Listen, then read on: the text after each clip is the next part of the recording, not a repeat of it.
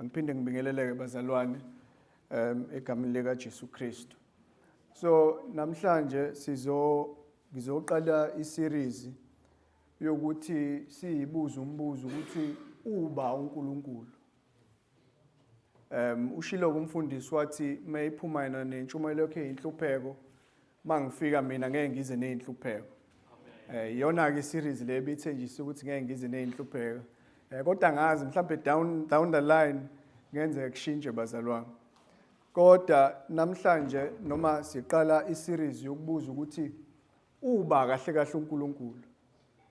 Lo nkulunkulu esithi siyamkhonza ubani and ngabe si in line yini nenature yakhe uNkulunkulu lo esimkhonzayo. Inhloso enkulu ke yale series ukuthi sibe in line noNkulunkulu, sibe in line nentando yakhe ngokuthi simazi ukuthi ubani, uyiveza kanjani and uinteract kanjani nathi sabantu la emhlabeni.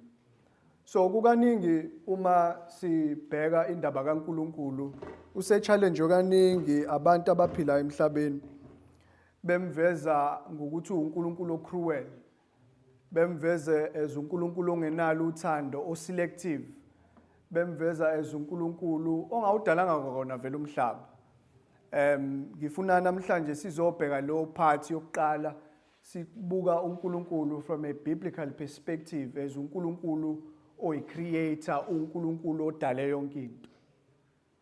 Sebengifakelele isithombe sami la.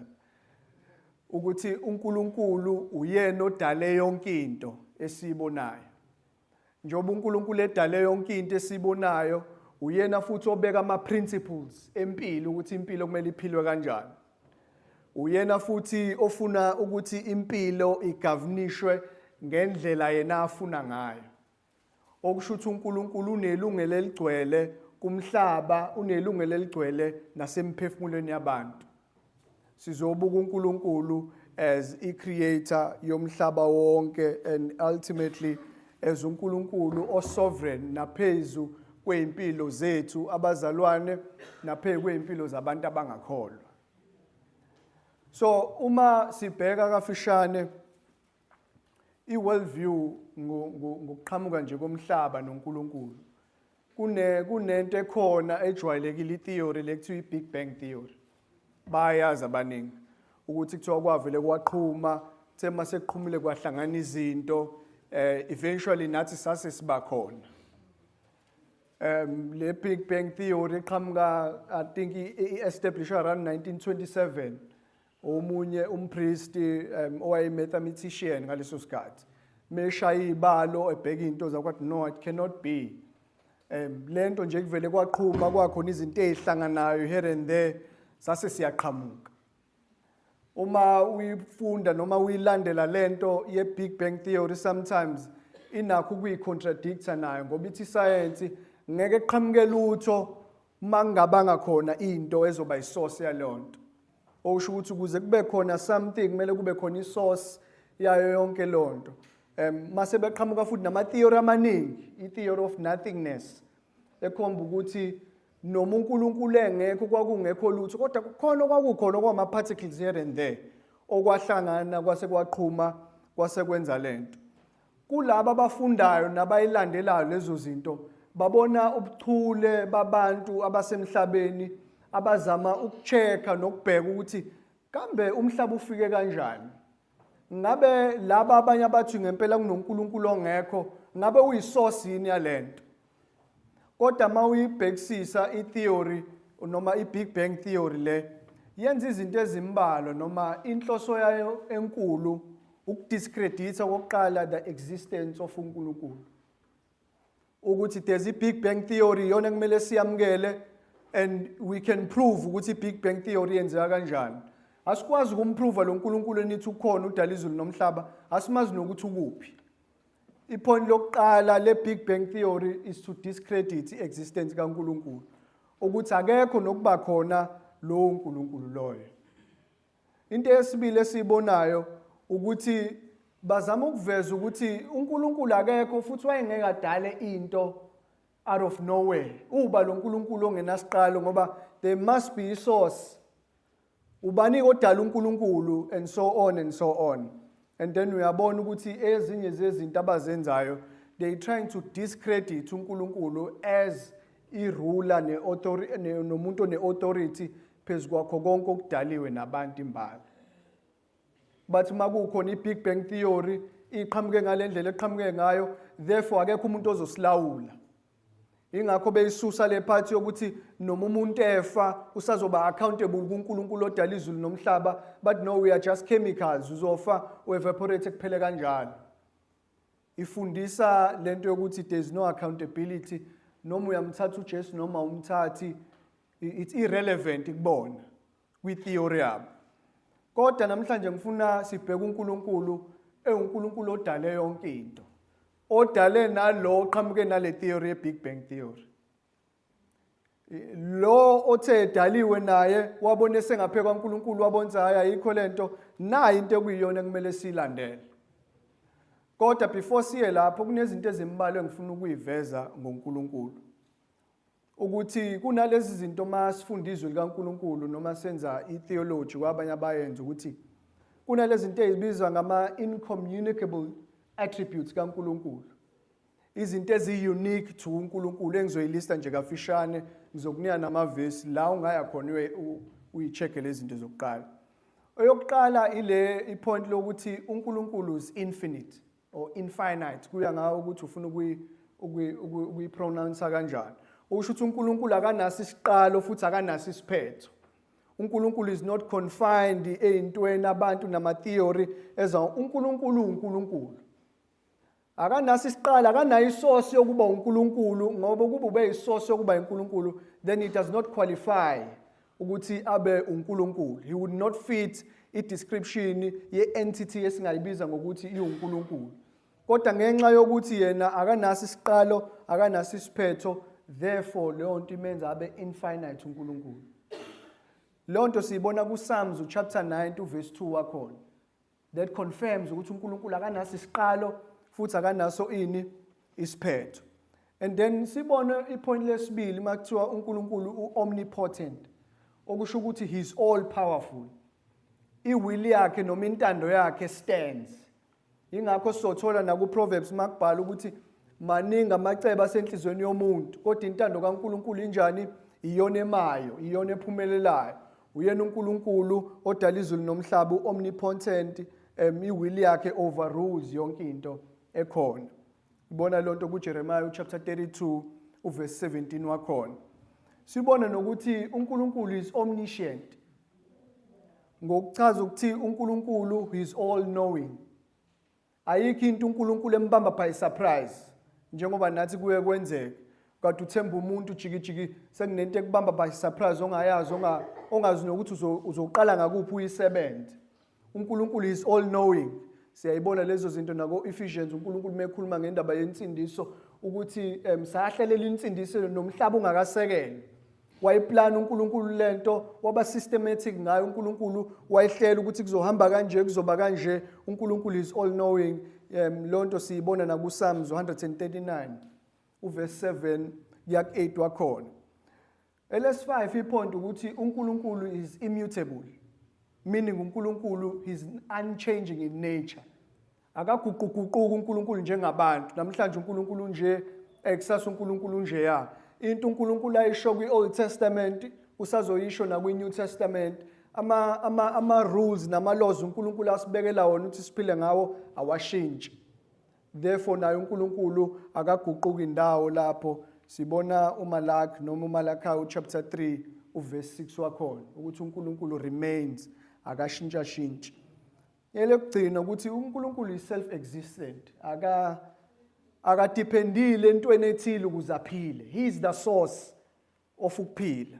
Yilo ukuphila eqhamuka khona konke siderive kuyena uNkulunkulu. Yonke enye into ekhona edaliwe esibonayo esingayiboni, uNkulunkulu uyini bazalwane? Uyisource yayo yonke into.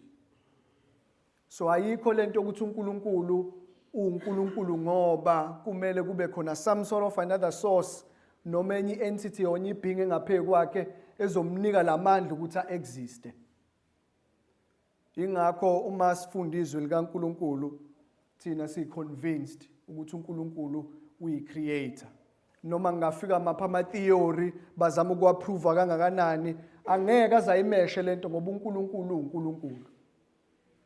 Into esenza futhi sime kanjalo ingoba siyabona kwayena lo qhamuka nale theory udaliwe. Ngeke siyithembeke yakhe kodwa izwi likaNkulunkulu singanjani singalithemba. So ngifuna ukuqala ngokuthi ngenze iphoni lami lokuqala njengoba ngiqhubeka la ukuthi uNkulunkulu wakhuluma ngezwi lakhe yonke into besiyenzeka yase yenzeka. Okusho ukuthi uNkulunkulu icreation akusikona ukuthi kunento ancike kuyona azoyithatha yenze then mase kuwenzeka something else. Izwi lakhe uNkulunkulu lisufficient ukuthi licreate yonke into. Masifunda lapha uGenesis chapter 1 siya ku verse 1 to 5. Efunda kanje, ekuqaleni uNkulunkulu wadala izulu nomhlaba. Umhlaba wawungenasimo ungenalutho. Ubumnyama busibekele udwa. Umoya kaNkulunkulu wawuvunguza phezu kwamanzi. uNkulunkulu wathi makube khona ukukhanya. Kwaba khona ukukhanya. uNkulunkulu wabona ukuthi ukukhanya kuhle. uNkulunkulu wayesehlukanisa ukukhanya nobumnyama. uNkulunkulu wakubiza ukukhanya ngokuthi yimini, ubumnyama wakubiza ngokuthi ubusuku.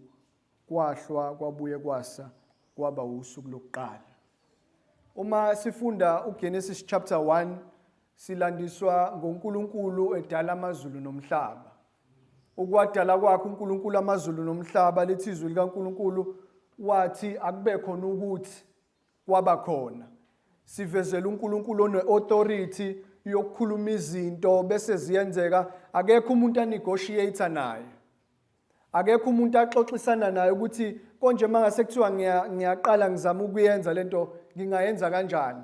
Akayidingi counsel uNkulunkulu uyena ocreate umhlaba wakhuluma izwi and everything came into being. Okusho ukuthi noma kungakhona muphi umuntu oqhamuka nayiphi theory ezama ukuyitwista le narrative yeBhayibheli noma ezama ukuyi-oppose le narrative yeBhayibheli, we know as a fact ukuthi uNkulunkulu is there and he exists. Asidingi someone else ozofika azama ukusiconvince ukuthi uneshwa ngani ngempela ukuthi uNkulunkulu ukhona. Sivele sithi awubuke lemvelo le. Awuqala utadisha ilanga. Awuqala utadisha inkanyezi. Awuhambe uyosesha ezinye izinto, awuhambe uyolwandle. Uyobona ofisha abalapha inhlobonhlobo zofish. Ikhona yini Big Bang theory engenza iorder njalo? Akwenzeki bazalwane. uNkulunkulu uyowakhuluma wathi akube khona lokhu kwase kuba khona lokho, akukho futhi okuyo-override lokho. Okusho ukuthi ngamanye amazwi uNkulunkulu uyena owakhuluma izinto zase ziyenzeka. uNkulunkulu uyena owakhuluma izinto zase ziyenzeka. Ingakho uma ubona nabantu mebedebate laba abathanda ukudebate kakhulu, ama-academics nabanye ongabathula endaweni eziningi, bahlezi uma bezozama ukukhuluma ngomhlaba kunokuthi bachaze ipoint labo ba-attack the existence of uNkulunkulu. Kunokuthi bona bazama ukuchaza into abafuna ukuyichaza, bazama ukuyidefenda, bazama ukulwa noNkulunkulu. Mina ngihlala phansi mase ngiyababuka labantu ngibona inkinga la kusiyona umhlaba, inkinga ile nhliziyo yalabantu abangamfuni uNkulunkulu. Ngoba uNkulunkulu udale yonke into njengoba edalile, bona balwa nokuthi uNkulunkulu njengoba phela edale yonke into unama rights onke okudictate ukuthi izinto zihambe kanjani. For example, uma uToyota, ngiyaxolisa mfundisi, kodwa uma uToyota wakhe imoto ngokomthetho bane right yonke ngokwe constitution yase South Africa. They have every right ukuthi mase beyenzile iFortuner or iStarlet baqale basiteste basiphahlaze lapho ukuze bakwazi ukuprove ukuthi iproduct yabo ireliable. Noma ngathi wakuba sengozini noma yini bane right futhi yokubeka iprice ukuthi iFortuna yethu sidayisa ngo-700 and something thousand. Bane right futhi yokufaka ama-features athile ngaphakathi nama-features abangawafuni. I-right yabo leyo nto ngoba i-creation yabo leyo, akekho umuntu ongafike ezolwa nento abayenzile. Same thing applies noNkulunkulu as a creator. uNkulunkulu udale wonke umhlaba, wadala wonke amazulu, unelungelo eligcwele neliphelele lokuletha umphefumulo nokuthatha umphefumulo, lokuphilisa abanye nokungabaphilisa abanye, lokusindisa abanye nokungabasindisa abanye. uNkulunkulu, he spoke, une-right, and everything came into being. Akekho umuntu ongammangalela uNkulunkulu, okholwa ngempela ongammangalela uNkulunkulu ngezenzo zakhe uNkulunkulu nangendlela aphathe ngayo umhlaba. Ngoba he created umhlaba, and we understand thina njengoba sikholwa ukuthi nathi we are his property. Sibhilonga kubani? kuNkulunkulu. Nathi masimview uNkulunkulu mele simviwe ngalawo mehlo ukuthi uNkulunkulu wakhuluma kwase kuyenzeka. I-authority leyo uNkulunkulu anayo nobuNkulunkulu bakhe namandla nawo ukuthi ngokukhuluma nje kwakhe kusufficient ukuthi kwenzeke something. Uyacabanga ukuthi thina how much do we toil, sisebenza, sizama nje ukuproduce something. Yena uNkulunkulu ngezwi lakhe ngokukhuluma kwakhe ngeauthority yakhe lezo zinto ziba njani ziyenzeka. Uyakhumbula uma ufunda uHebrews chapter 11 verse 3 wakhona. Othi ngokukholwa siqonda ukuthi izwe lonke ladatshulwa ngezwi likaNkulunkulu ukuze ukuthi okubonwayo akuvelanga kokubonwayo. We have that understanding ukuthi ngezwi likaNkulunkulu wadivide umhlaba wonke. Asidebate lonto noma abanye bangafika bezama ukuza namanye ama-theory. uNkulunkulu simaze uNkulunkulu odale yonke into, odala amazulu nomhlaba. And ukuze ubone ukuthi abantu they are fully aware ukuthi uNkulunkulu yini, nabakhonza amadlozi they understand lonto. Ingakho uNkulunkulu bemthema ngokuthi umveli inqanga abanye, ukuthi uyena uNkulunkulu ngaphandle kwakhe akuvelanga lutho. Kodwa noma benayo leyo understanding, they will never submit kuyena odale yonke into. Masu uyabona ukuthi sometimes it's not ukuthi uNkulunkulu udala izulu nomhlaba, i-issue ukubonisa enhlizweni. Abafuni ukusubmit kulo uNkulunkulu odala amazulu nomhlaba. Abafuni ukuba subjected kwi-authority ne-rulership kaNkulunkulu odala amazulu nomhlaba. Abayizwa kahle lento ukuthi ma sifunda leli iBhayibheli lenu uNkulunkulu uthumela abantu ukuthi akubulawe isizwe, kubulawe nezingane. uNkulunkulu onjani loyo? uNkulunkulu one-authority over impilo, uNkulunkulu one-authority over umhlaba awudalile. Ngakho-ke nathi kumele sazi ukuthi uNkulunkulu wakhuluma bazalwane. Yonke into esiyibonayo ikhona ngenxa yokuthi uNkulunkulu wakhuluma, yasiyenza njani masiyenzeka. Ayikho i-Big Bang Theory mina ngikholelwa kuyona noma ngazama kanjani. Ayikho i-Big Bang Theory ngoba among sama-scientists kwabona bayalwa banama-theory amaningi. Kodwa futhi into ebashaya ekugcineni ukuthi bathi ngeke kwenzeke lutho okungabanga khona anything. Trying to limit uNkulunkulu ukuthi uNkulunkulu wenu kumele kube ukuthi udaliwe wa-exista ukuze eventually akwazi ukudala yonke into. Ayibonge Nkosi. Asibuke ipoint lami lesibili ukuthi njengoba uNkulunkulu sesibonile ukuthi ngezwi lakhe ngokukhuluma kwakhe udabule wonke umhlaba, wadala izulu, wadala yonke into. Ipoint lami lesibili ukuthi njengoba uNkulunkulu edale yonke into, masifunda kuGenesis, nathi usidalile as iproperty yakhe.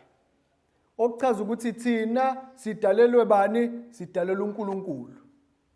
Siyiproperty kaNkulunkulu. Ngoba ecreator yonke into, wadala yonke into, thina nathi ngokunjalo sidalelwe futhi sidalelwe uNkulunkulu. Ayikho enye into esidalelwe emhlabeni sidalelwe ukuthi masifika sidumisa uNkulunkulu, siphilela uNkulunkulu, lonke udumo lekuyena uNkulunkulu. Ingakho phela no 1 Corinthians 10:31 uPaul esho njalo. Whether niyadla noma niyaphuza konke nikwenzeleni ini udumo likabani lukaNkulunkulu. Uma ufunda uColossians chapter 1 uverse 16 uthi uPaul meqhubeka phela uthi ngokuba kwadalelwa kuyo konke okusezulwini nasemhlabeni okubonwayo nokungabonwa noma yihlalo zobukhosi noma yinenye. Konke kwadalelwa yena. Nathi sidalelwe yena. Uma sidalelwe yena uNkulunkulu esidale yena futhi okusho ukuthi thina njengabantu abadaliwe sine obligation kulo sidalile. Sine duty kulo sidalile. Iduty yethu yokuqala ukuthi number 1 kumele samukele imithetho ayibekile njengomuntu osidalile. Number 2 kumele siyilandele imithetho uNkulunkulu ayibekile njengomdali wezulu nomhlaba. Number 3, we cannot question umuntu osidalile. Ngoba vele asikaze sicela ukudala kwasekuqaleni. We were not there. Ingakho uRomans 9 uPaul when he argues indaba yokusindiswa kaIsrael uthi angasho kanjani? Lungasho kanjani ubumba uthi mina ngithanda ukubunjwa kanje? As if you were there kwi council kaNkulunkulu. Sitting there trying to address izinto uNkulunkulu ayi uNkulunkulu yazi mangase ungenze ngibe mude kakhulu ngathi kuzoba nenkinga. Mangase ungenze ngibe umuntu othula kakhulu angeke ngikwazi ukukhuluma. He decides uNkulunkulu. uNkulunkulu edala esidala nathi usidalele yena. Sinjengobumba esandleni sani sombumbi. Uyena obonayo ukuthi lo ngizomdala kanje. Lo ngizomdala kanje. Ama character ethu njobe ehlukahlukene uNkulunkulu odala kanjalo.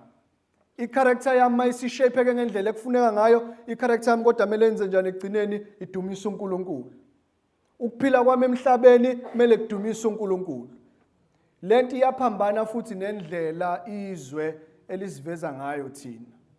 Malikhuluma ngendaba yokuthi i-destiny yakho how to find bathi bayibiza ngani lona? How to identify yourself. We identify kanjani? Mawuzwa incazelo yabo labantu bala emhlabeni mebechaza ukuthi umuntu ufikelana la emhlabeni uzokwenzani, yonke into idweba igcine ibe material kube izinto eziphathekayo. Kumele ngifunde ngi-identify as a professor, as a doctor or whatever the case may be. Iyona indlela engi-identify ngayo. Ngihlala nama-intellectuals, nama-academics. Therefore, I can identify myself as a person. Kodwa from a biblical perspective, into yokuqala to identify yourself, ongayi-identify ngayo, or acknowledge ukuthi there's a person or there's a being, noNkulunkulu, who created me. Njobe ngidalile uNkulunkulu, ngine-obligation yokuthi ngisubmit kuyena. Ma usune-obligation usu-understanda lapho, you have identified yourself. We identify ngokuthi mina ngiyisoni kunomuntu odala izulu nomhlaba waletha uJesu, therefore njobe ngicreateile nami ngiyiproperty yakhe. Uma ngiyiproperty yakhe uNkulunkulu, ngisubjected ekutheni ngenze ngendlela uNkulunkulu asho ngayo. Mayithi uNkulunkulu asibalekela izono zokocansi, ngizokwenza njani? Ngobani ngicreateela uNkulunkulu. Methi uNkulunkulu asiphila ubungcwele, ngizokwenza njalo. Ngobani ngidalelwe vele uNkulunkulu. Methi uNkulunkulu usibizele ekutheni ashumayele ivangeli, ngizokwenza njalo. Ngobani? Ngoba vele ngidalelwe yena, ngiyisitsha sakhe vele. Ngiyisitsha sakhe la emhlabeni esokwenza imandate kaNkulunkulu. Uma uNkulunkulu esidala noma edala umhlaba as a creator, uma edala usuke edala nawe edalela yena. That's why emhlabeni kuba khona yonke imithetho ekhona ezama ukulwisana nezwi likaNkulunkulu. Abanye when it comes to indaba zamagender bayalwa nezinto ungangi-identify kanje. Makasiyena ushiya akasiyena uhe, asazi ukuthi sothini masikhuluma naye. Indlela izwe eli-creator ngalo lezi zinto eyibalekela nje ukuthi ba-acknowledge ukuthi uNkulunkulu udala izulu nomhlaba wadala abantu and une-authority phezu kwabo. Une-authority phezu kwadlamini ukuthi am-identify as indoda, une-authority phezu kwamantule am-identifies umuntu wesifazane. Izinto abantu abayi-create-ayo zilwa noNkulunkulu nama-principles uNkulunkulu awabekile. Zilwa ne-creator nomdali wezulu nomhlaba. Ingakho kusuka uthuli uma uzama uku-advise abantu uthi ulethe iBhayibheli, athi ungangitsheli ngeBhayibheli. Uyafuna ukuzwa ngoNkulunkulu unamaphathi athile awathandayo iBhayibheli, uNkulunkulu uthando. Ungahluleli ungenzi yonke lonto leyo. Yebo uNkulunkulu uthando enginjalo. Kodwa futhi noma kunjalo uNkulunkulu enothando, uNkulunkulu odale yonke into, uyena futhi oshaya number 5. Mangithi number 5 wena oshaya umthetho. Uyena oshoyo ukuthi kuzokwenzakalani noma nini ngasiphi isikhathi.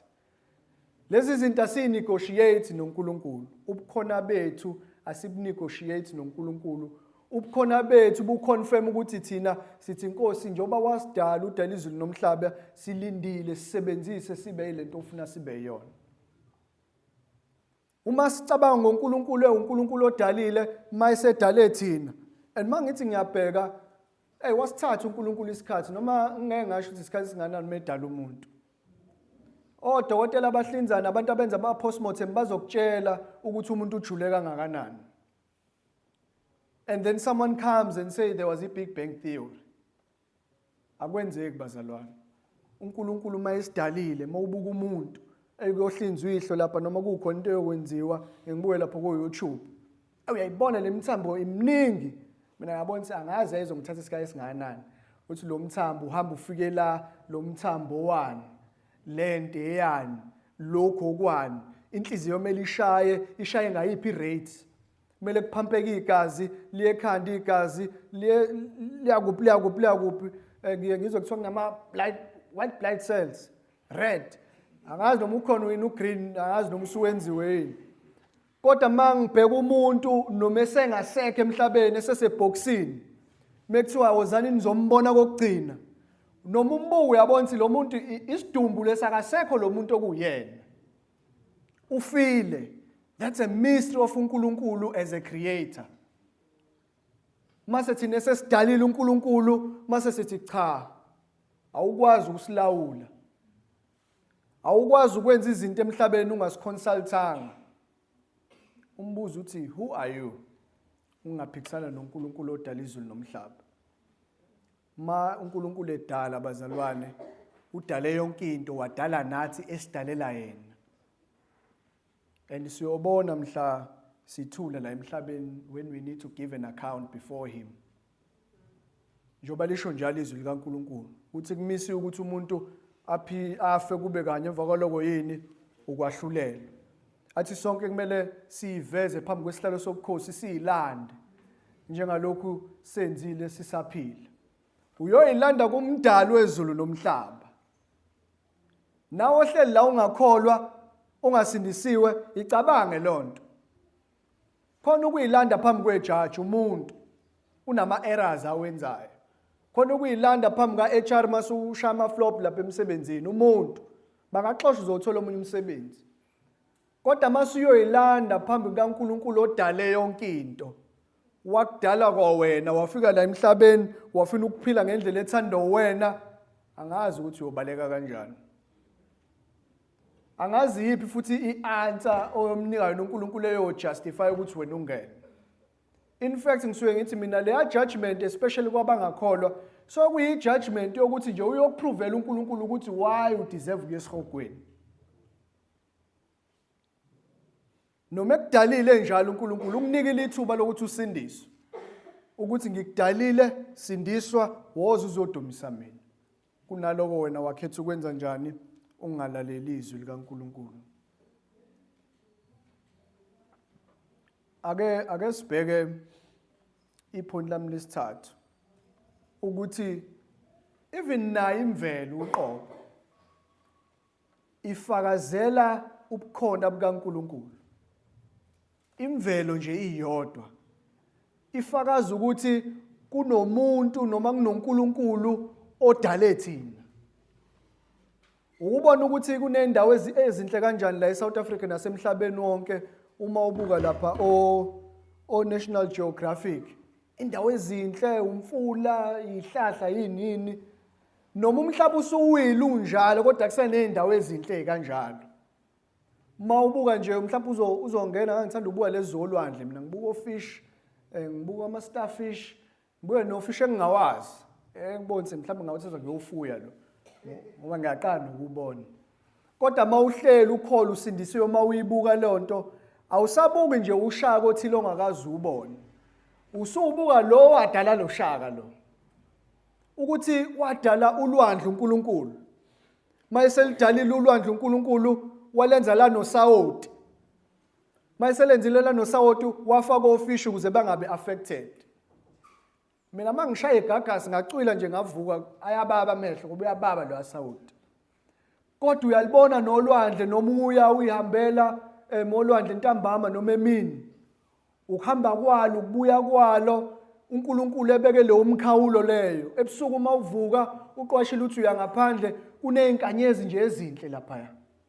Uyabona inyanga iba half moon igcwale, ubona nezilwane. Uthi mawuthi uyabheka ibhubesi indlela elihanda ngayo, indlela elinyonyoba ngayo, indlela elenza ngayo izinto, bese uyabona it cannot be ukuthi lezi zinto zenzeke ngephutha. Nemvelo uqobo iyaconfirma ukuthi kunoNkulunkulu odala izulu nomhlaba. KunoNkulunkulu odala izulu nomhlaba, wadala abantu, wadala nezilwane. Loyo uNkulunkulu masifunda izwi lakhe futhi athi yimi futhi owazi asikho nesipere sodwa esifayo ongazi. uNkulunkulu odala izulu nomhlaba.